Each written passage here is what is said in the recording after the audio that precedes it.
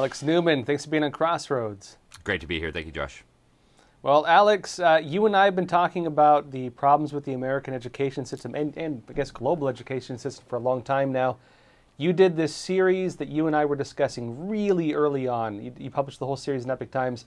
You've now turned it into a book, and I know gone a lot deeper into it.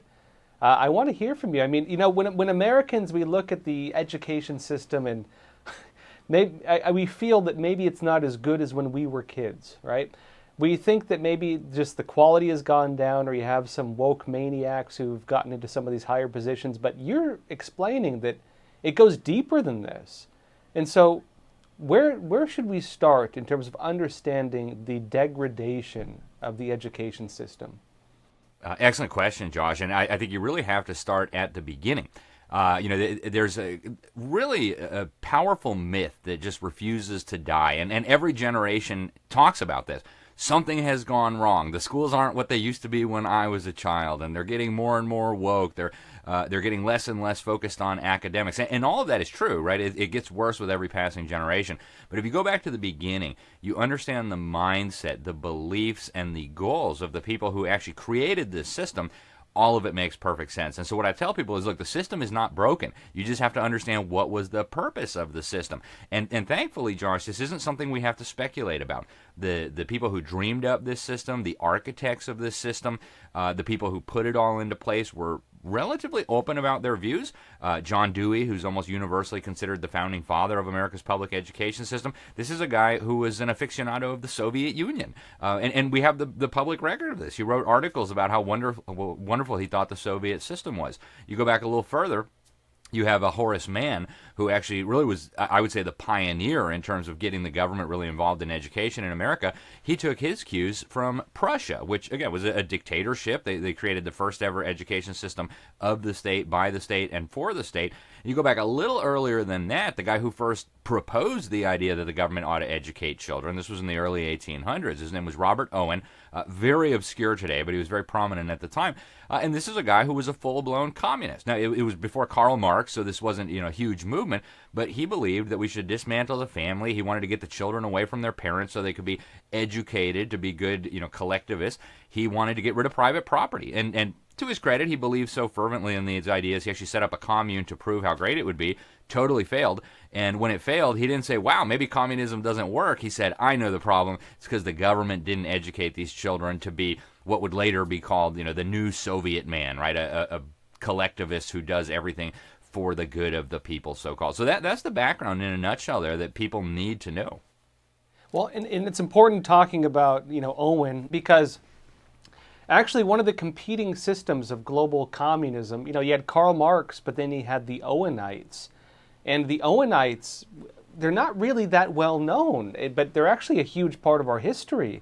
Because as you mentioned, our education system and a lot of the problems with it go back to the Onites. Can you explain, what were the Onites? And I know they're kind of tied into some weird occult stuff. They ran the communist church, by the way, which was more like religious communism. But who were the Onites? So the Onites, it was a movement launched by Robert Owen. He's a very interesting character. Again, this is long before Karl Marx came on the scene with the Communist Manifesto. And he had married into a very wealthy family. He actually bought a textile production facility from his father-in-law, his wife's dad. And so he was a businessman, quote unquote, but much more than a businessman, he was a thinker, he was a utopian, and he believed that society really should be rearranged. So he actually did some very, I think in retrospect, bizarre experiments at this giant textile plant that he had in Scotland. He was from Wales. And one of the things that he pioneered was, hey, let's grab the little kids from their moms, starting as soon as we can get them, 2 years old, 3 years old, and at the time this was a very novel idea, and let's start educating them to think differently, to be independent from their parents, to think like good little collectivists. So that was his background. Eventually he came to the United States. He set up this commune in Indiana called New Harmony. And you can still go there today. There's a government placard there saying this is where the Onites had their little commune. It lasted for less than 2 years because, you get rid of family, you get rid of private property, things don't go very well. But that's the background. And you're right. They were very, very influential at the time. There were some differences, of course, with what Karl Marx would later propose. And that's true of other architects as well. I mentioned John Dewey. And he was very much in love with the Soviet system, but there was a key distinction between him and, say, Karl Marx and the revolutionaries.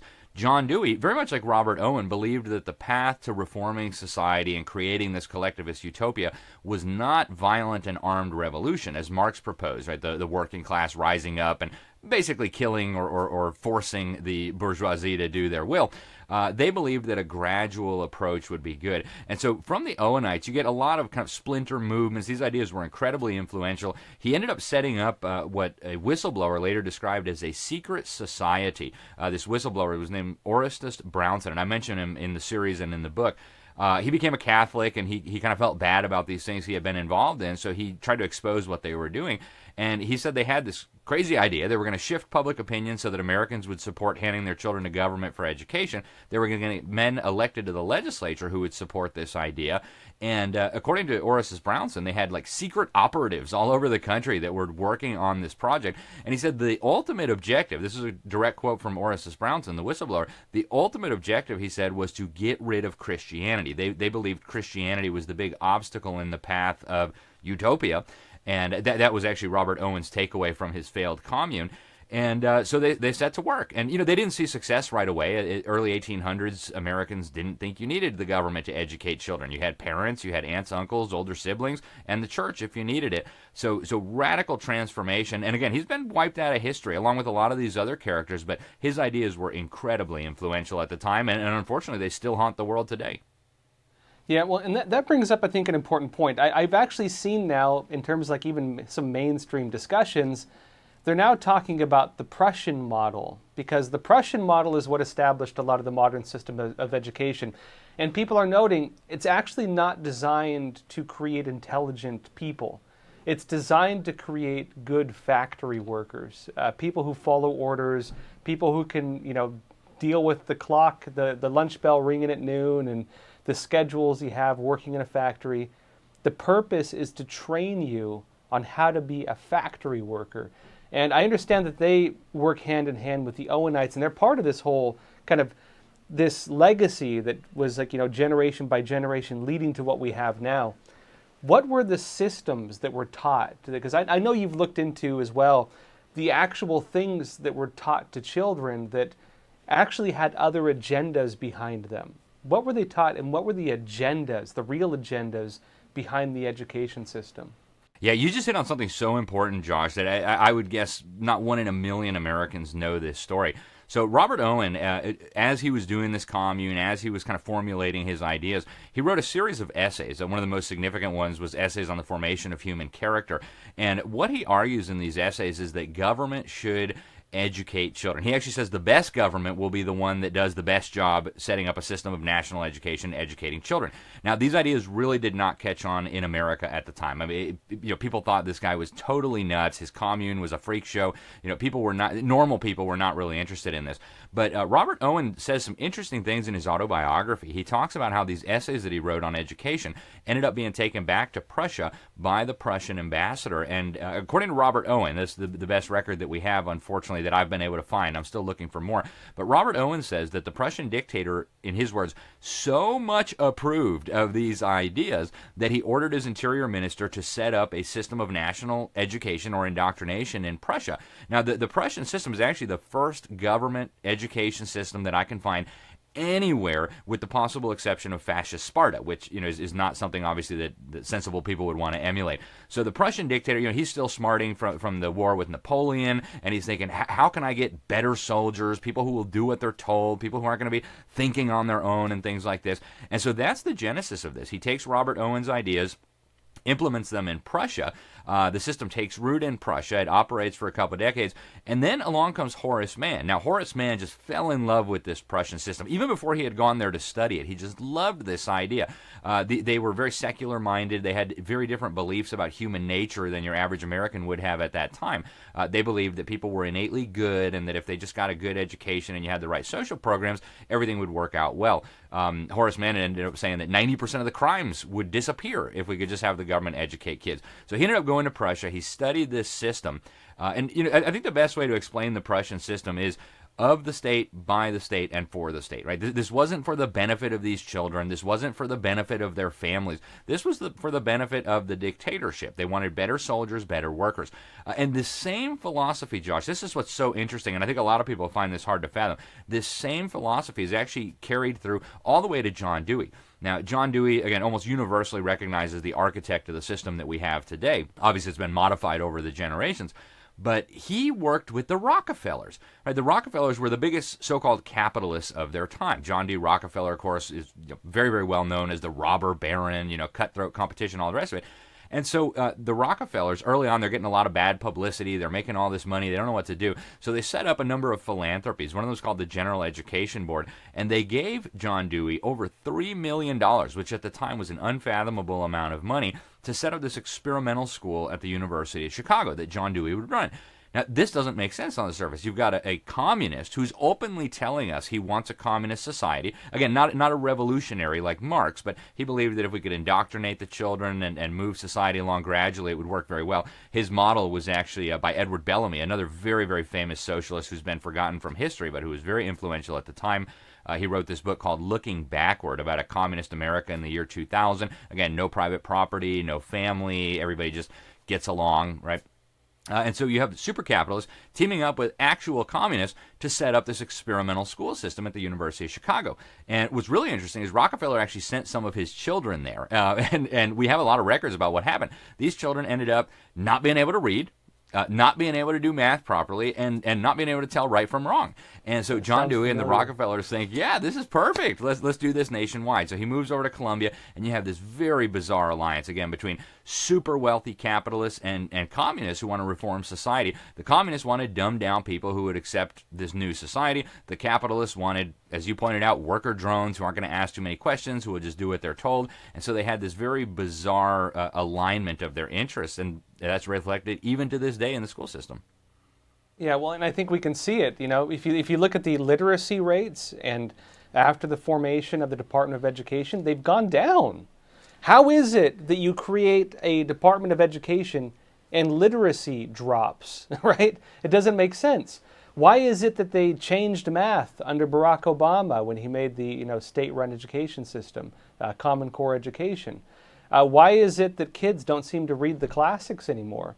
When we look at this, parents might just feel, I feel the school system's not doing its job.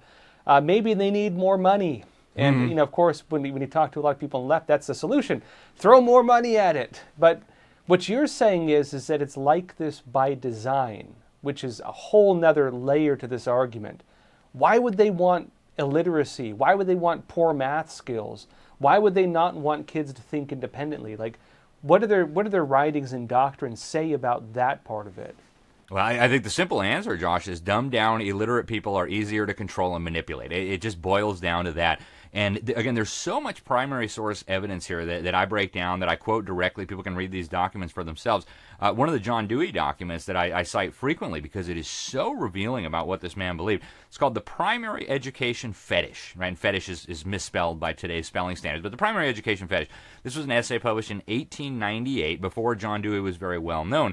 But he reveals something critical about his views on education. He argues, I'm paraphrasing here, but he argues that too much focus on reading and math and things, that makes the children into little individualists, right? If you're reading, it's just the child and the text, right? One-on-one, and so they're thinking individually, they're processing things individually. It's not a collective exercise. So he argues that this is a fetish, that we need to stop focusing so much on teaching little children how to write and how to read and how to do these proper things that normal people think of as education.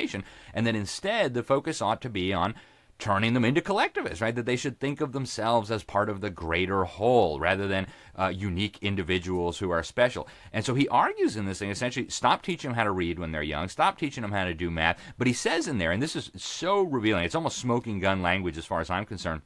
He says we have to implement these changes gradually, because if we force it unduly, it's going to compromise its final success by favoring a violent reaction.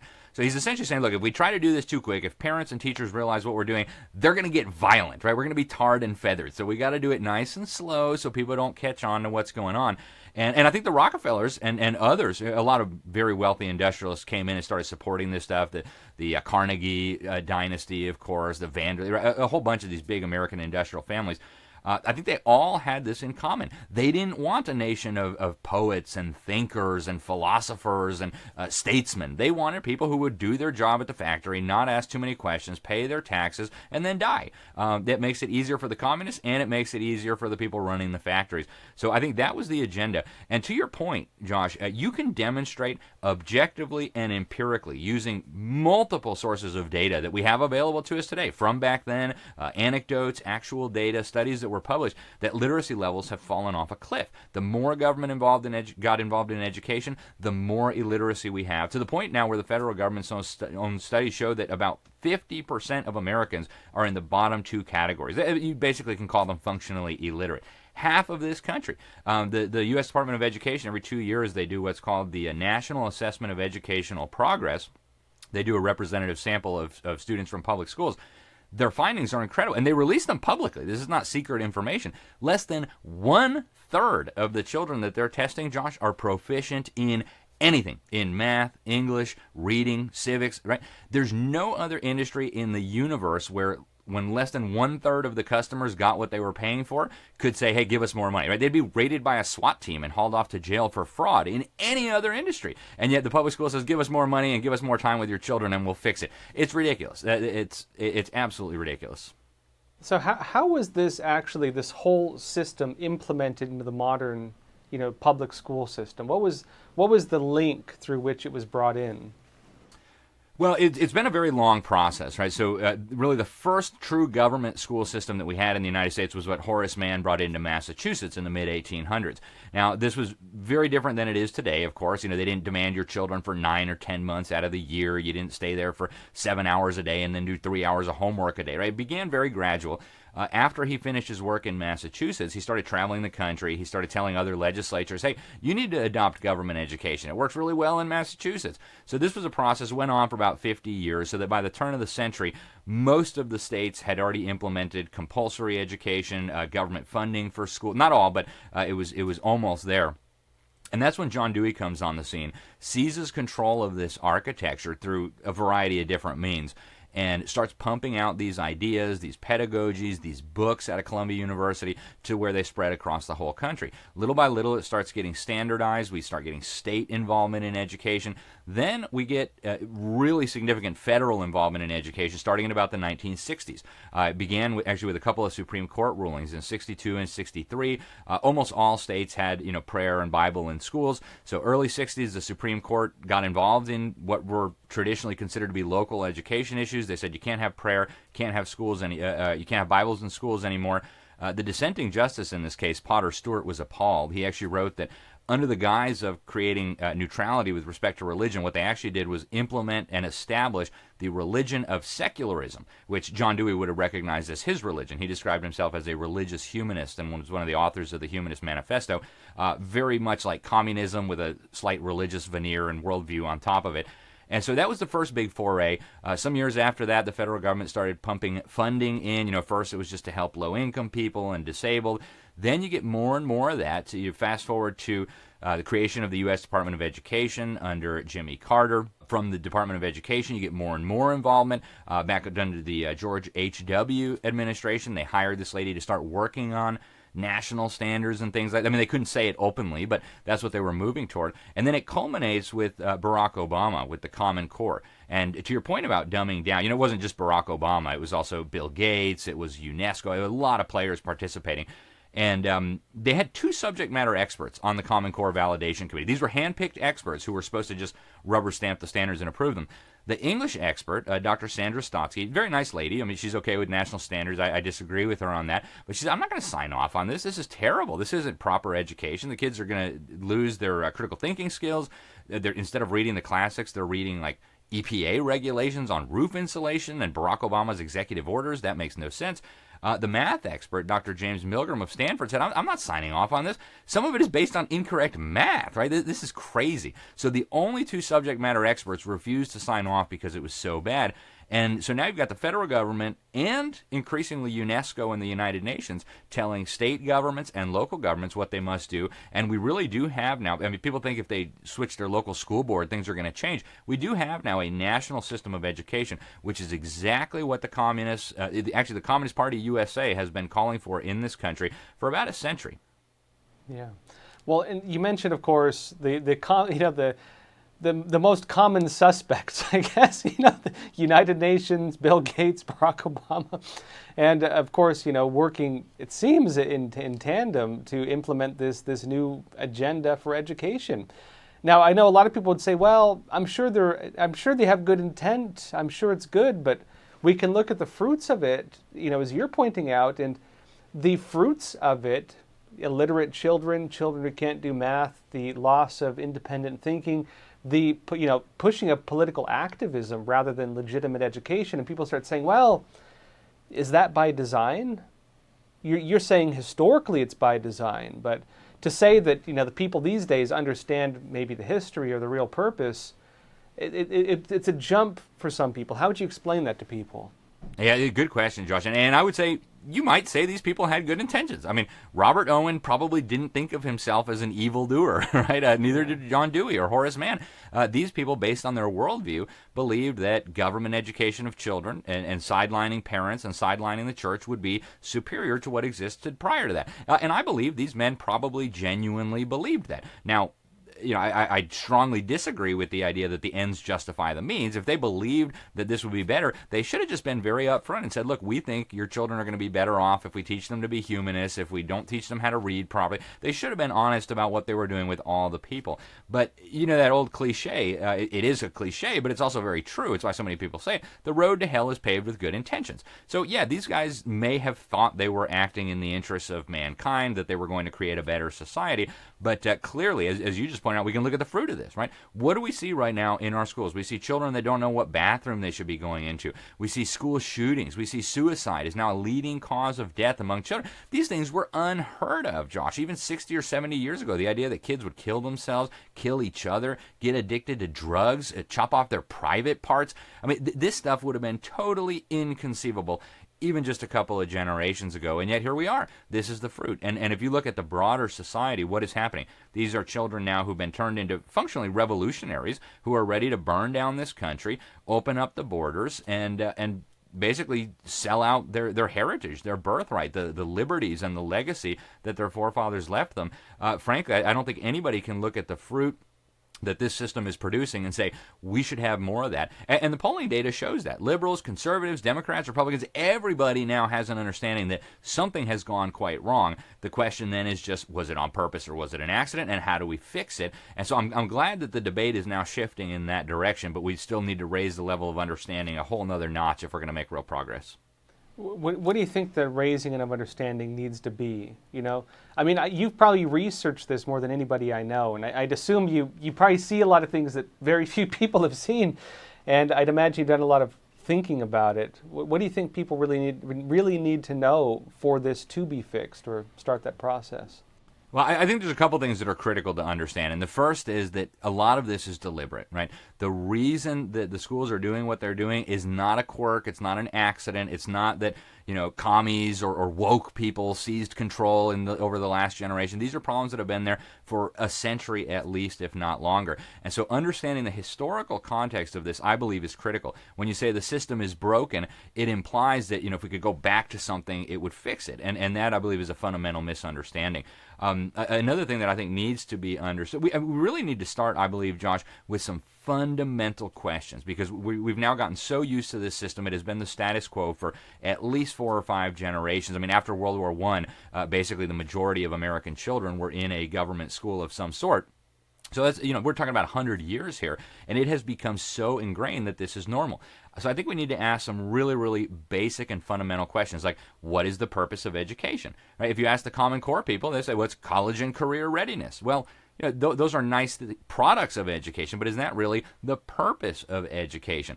Who should be in charge of education? This is a critical question that people stopped asking themselves several generations ago, but I think it's a question we need to re-ask ourselves. Are we really comfortable with government being ultimately responsible for raising and educating the next generation? I submit to you that it's an incredibly dangerous idea. So I think we need to understand the historical context. We need to ask fundamental questions about what we want education to do. And I'm of the opinion that we actually cannot redeem the old system. I think we need to start over. And so I'm seeing now in the conservative movement, broadly speaking, in the Republican Party, broadly speaking, and even at the grassroots level, a lot of Democrats, the debate has now shifted from how do we fix it to how do we get the children out, right? All over this country, just in the last couple of years, at least 5 or 10 legislatures have passed bills to what they call school choice. Now, that's another subject for another time. But so now the debate is, look, how do we figure out how to get the children out so that we can introduce some competition in the system? I have very serious concerns about the government funding private schools and homeschools. But the fact that the debate is moving in this direction, I think, is a very positive sign. But these are, I think, some of the things that people are going to have to be aware of, Josh, if we're really going to make serious progress on protecting the next generation. Yeah, and Alex, I think it's kind of like if you have a person who's used to eating, junk food all the time, and you tell them, well, start eating healthy, they're like, I don't know how, right? No, right. And Exactly. People might not be able to understand what's broken without understanding what has been lost. Yep. I know that you've done a lot. I know I've been to your house. I've interviewed you there, and I know you have a wonderful family, and you homeschool your kids. And I don't know if you still do, but I do. Yep. You had some of the best behaved kids I think I've ever met. Thank you, Josh. But people might not understand, what is education supposed to be? What did we lose through this experiment the last 100 years that has obviously not worked? And is it really feasible to fix it? To maybe change it in a way that would fix the problems that have been there from the beginning? I mean, what would you tell people? I'm so glad you asked that, Josh. I actually closed the book with a brief look at what was education prior to this, right? Because prior to the implementation of this government education system, and there's this myth out there that Americans were dumb and ignorant before government schools came along and educated us. It's so easy to see that that's absurd. I mean, go read the Federalist Papers, right? These were written to average Americans. They're so much higher level than what we talk about today. It's not even in the ballpark, right? So clearly, Americans of that era were very educated. And so one more thing that I think people are going to need to understand if we're going to fix the system is, what did we have prior? What was it? What was the education that, say, our founding fathers in America received that allowed them to have the historical understanding, the understanding of political science, the understanding of human nature that made possible the creation of the Declaration of Independence, the Constitution, the most prosperous, freest, wealthiest society in the history of humanity? And so what I do in the last, it's not even a chapter, it's an afterword, is look at what did education used to look like. And it is so fascinating, Josh. One of the things that I'm doing now is I'm collecting old school books from the 1700s, from the 1800s. It'll blow your mind. I mean, these were people who were primarily homeschooling their children, sometimes with help from private tutor if they were people of means, but not necessary. Using very simple, very cost-effective resources, things like the Blueback Speller, things like the New England Primer. Of course, the Bible was a central element of all education, basically, back then. And when you look at these children, they were in what we would call 7th or 8th grade. They were light years ahead of where our college graduates are today in terms of their understanding of the world, history, science. I mean, it's truly amazing. And so I would say if we want to start making progress on fixing this, we've got to understand what we used to have, what used to work. And, it's a different era now. Certainly we don't need to replicate exactly what they did in the 1700s, but there's a lot of wisdom there that we have lost, unfortunately, as a society and as a culture that we need to at least remember so that we can make progress moving forward. Yeah, when Alex, I can tell you on a personal level, I'm really happy to see you finally write a book on this. For our audience, I actually wrote an endorsement for this book. Alex, you and I have been talking about this series, which you did a series on for EPOCH Times, 2019. Right? That's when we started. Yep. Discussing it. Of course, you've done a fantastic job on it. What's the name of the book? Where can people find it? It's called Indoctrinating Our Children to Death, Government Schools' War on Faith, Family, and Freedom, and How to Stop It. It's available all over the place. Amazon's an easy place to get it. If people want a signed copy, they can get it from my website, libertysentinel.org. And very soon it should be in bookstores and a lot of other places. And, hey, I really appreciate your endorsement, Josh. It was fantastic, and appreciate all that you do, so thank you very much. Well, thank you also. And for the audience, too, I said it in the endorsement, I'll say it here again, that this book is a public service. You've done a fantastic job, Alex, and thank you for what you do as well. Thank you, Josh. Thank you.